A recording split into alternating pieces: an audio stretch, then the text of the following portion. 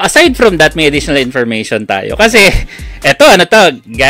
guys, sikat na naman ng Philippines. Naglabas ng article lang Tom's Hardware sa mga mahilig tumingin regarding mga PC builds, ganyan. Isa yan sa mga pinupuntahan na sites regarding anything regarding to tech.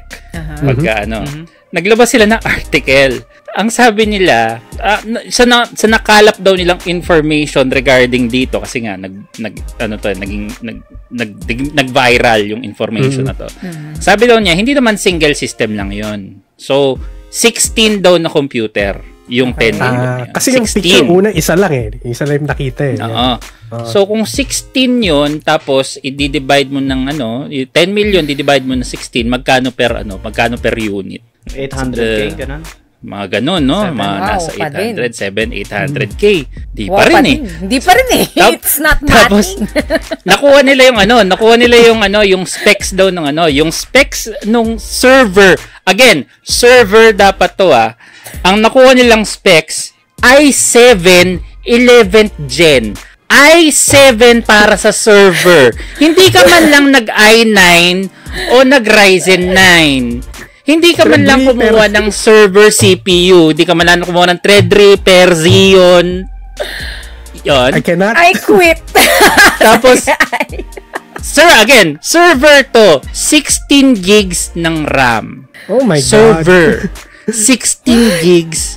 Yung 512 SSD, medyo understandable para server. Pero kung yung server mo, pagiging repository ng mga ng mga files, paliit yung 512. So, based dun sa photo din daw, may PSU. Sana man lang, di ba? May PSU para gumana siya. May motherboard. Yung motherboard, makikita mo, wala man lang IH. Kasi yung pinaka-budget. Kasi dalawa lang yung slots ng RAM Bare minimum no? Kasi parang ito yung pinakamurang motherboard na pwede mo makuha. May keyboard, may mouse, may monitor. Ba't ganun? Server ang ginagawa mo, parang system unit ang binenta sa'yo. Siya yung bubuin Tapos, sa presyong yun, wala pang video card. What the Maiintindihan ko yun. Medyo maiintindihan ko pa ako. May video card kasi mahal ang video cards. Wala siyang video card.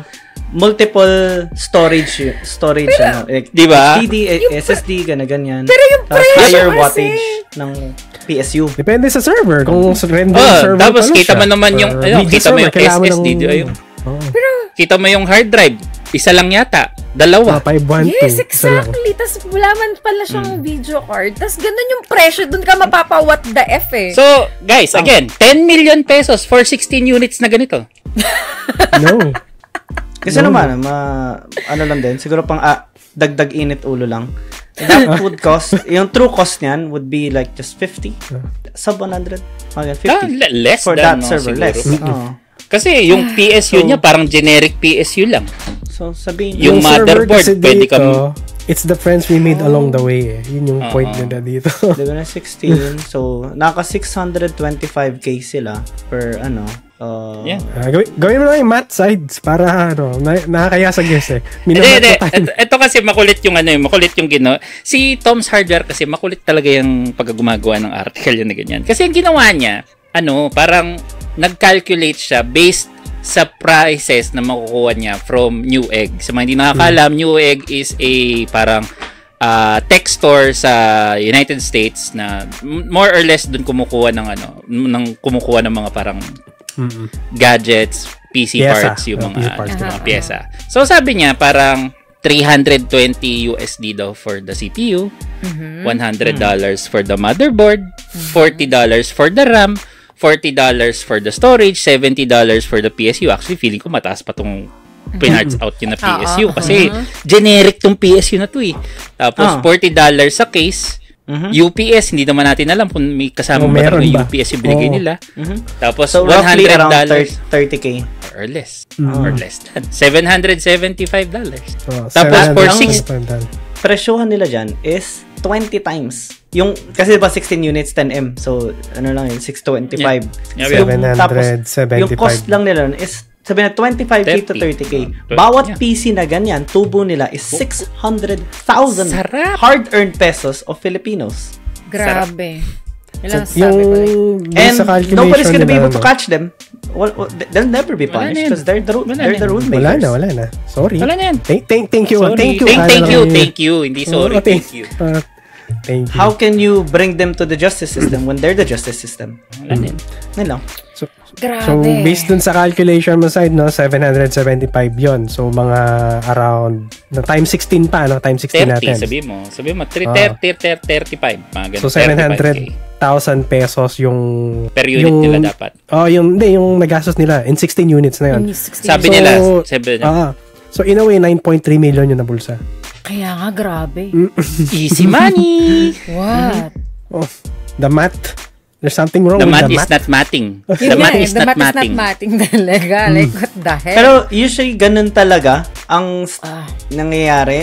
Not only on yan, sa particular case na yan, pati yung recent common memes, which is sa flood control and stuff. Yeah.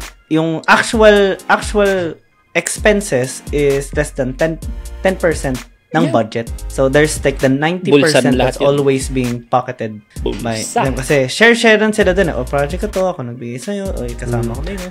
May kickback dun sa supplier, may kickback dun sa yan. Yun na eh. Merry Christmas to everyone. Aga ng Pasko nila, no? Aga sa Pasko no? Aga ng Pasko. Considering lalo na pag sa government, binibigyan pa sila ng discount, mga ganun, di ba? Bundle pa to. Yun nga, exactly, yun eh. Dahil ang dami ng bibili. Walang discount. Hindi naman nila pera yun eh. Hindi, ang nakakatawa dun. Pure profit. Ang malala pa dun, yun na nga eh. Kumbaga, kunwari sasabihin nila ganito yung price. I mean, kumbaga yung SRP. Pero nakakakuha pa sila ng discount dahil nga bundle. Baka naman pwede mo pang ibawas to, mga ganun-ganun. Pero, so mas marami pa talaga technically yun na bubulsa. Technically, mas marami pa sila na bulsa. Oo, yun. Oh, yeah. Yun yung ano dun eh. And there are other cases as well of like unpaid suppliers. Yeah. Tsaka yan lang yung nahuli Yan lang yung na-report nung mayor. Ito pa yun. Yan pa lang yung nahuli. Yun yung ni-report nung mayor na yun. Kasi baka mamaya, baka yung pati ng report. Huwag nating report ng ibang bagay na ito kasi tatamaan yung kasi ito pa yung ano. Kasi di ba parang common knowledge siya lang talaga na mga tao na parang, the government's corrupt. Yan. Pero mapapaisip ka bakit yan yung tao na nata-target ngayon? Mapapatanong kayo, bakit siya kaya, o kayo sa recent, sa flood control, bakit siya? Kaya yung mapapatanong kayo, may ginawa kaya siya na ayaw nung iba, like the circle, na kinnick down siya. Okay, you're not part of the group now. You're the corrupt one. Bye-bye. Media, against sa'yo. X percentage ganun. Yeah.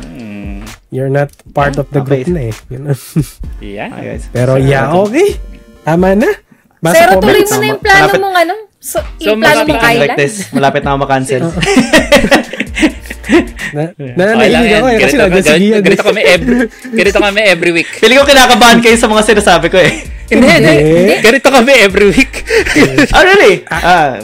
That's actually, we're gonna talk a lot then.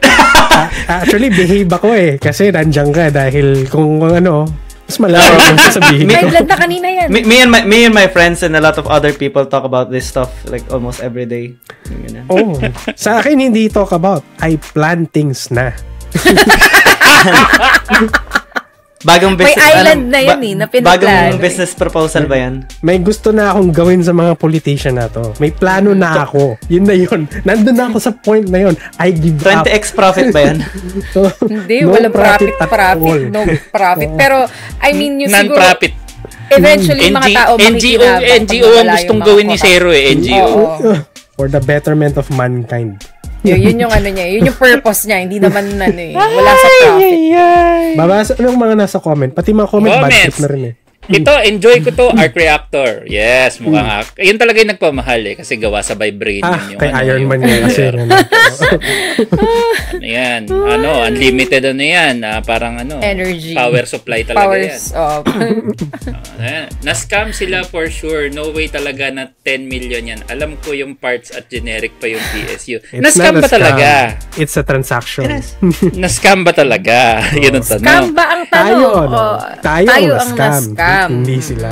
Yung sambayan ng Pilipino. Sabi ni DM Emperor, yeah, it's 10 million, but can it run Crisis? No, it can't run Crisis. Halatang halata. Well, Crisis ng Pinas, kaya. Sabi, server ng scatter daw, sabi ni Baka. Tom's Hardware, dyan din ako naglo-look for reliable parts. Yes, very reliable ang Tom's Hardware. DepEd laptop all over again. Actually, ilang years ago to 2 years ago. 2 years ago. Yeah. Pero mas mababa pa naman yung ano na mga yan eh. Parang, I mean, mas malaki alam to mo, eh. pag-usapan natin to eh, di ba? Pag-usapan Hindi natin zero, napag-usapan. Hindi hindi ba? Napag-usapan lang tayo natin nun, mabait pa tayo nun eh. Mabait pa tayo nun eh, nung time na yun.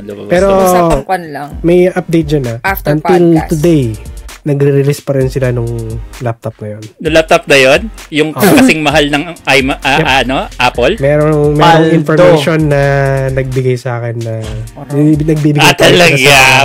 sa employees nila ng ganung laptop. 60K laptop yung price. Ganun. Wow. Solid. Apple daw yun eh. Apple ang pucha. Apple eh. Mansanas. Sabay pa mo tayo. Mansanas. Ayun, sabi yun. The DepEd laptop. So yun, yeah. It's not laptop. new again. Sabi nga, it's not new. And that's all our topics for today. So, kung meron po kayong topic suggestion, feel free to leave comments kung saan pong platform nyo kami makikita or any social media. So, ayun pa. Shoutout po sa mga sumusunod. Yun. Meron ka bang gusto i-shoutout Giang Gaming bago ako? Hello. Yan. Sa akin lang naman, one, yung best friend ko ulit, yung minention ko kanina, Robert, thank you sa pagpasa sa esports. Lagi ko i-credit sa sa'yo. Thank you kay Chloe Buffs na unang nag-accept sa akin sa first gig ko sa shoutcasting. To all my friends, family, yun. Salamat sa support sa League of Legends and Wild Rift community. Salamat sa support palagi. Dito lang ako hanggang sa dulo. And kita-kits ulit sa sunod na event. And to you guys, nice. Thank you for accommodating me really well. Thank you din. Thank you sa pag-guest sa amin, sa pagpapa-unlock. And yun nga, shout out naman sa mga supporters natin. Oo, shout out sa ating mga chatters, si Klakuma Mars, Humpy Lupi, GM Shadow Games, Avian 2X, si Yana, first time chatter, DM Emperor, na-mention ba si Shadow Games, yun, taka si Access Gaming PH. Dinster, bro. Si Beanstar Ken. Lagi nanonood yan eh. Supafaya, salamat din. Then sa mga recent followers natin, sila Giana, Supafaya, Masan, Giang Gaming, Mixed Plays, Cab Madrid, Alter Alonso. If may na-miss ako, pasensya pa, bawi ako. Yung Perlichal kanina nag-comment eh. Hindi, charot lang. Nakita ko pero... Hindi namin pinapansin yun eh. Yeah.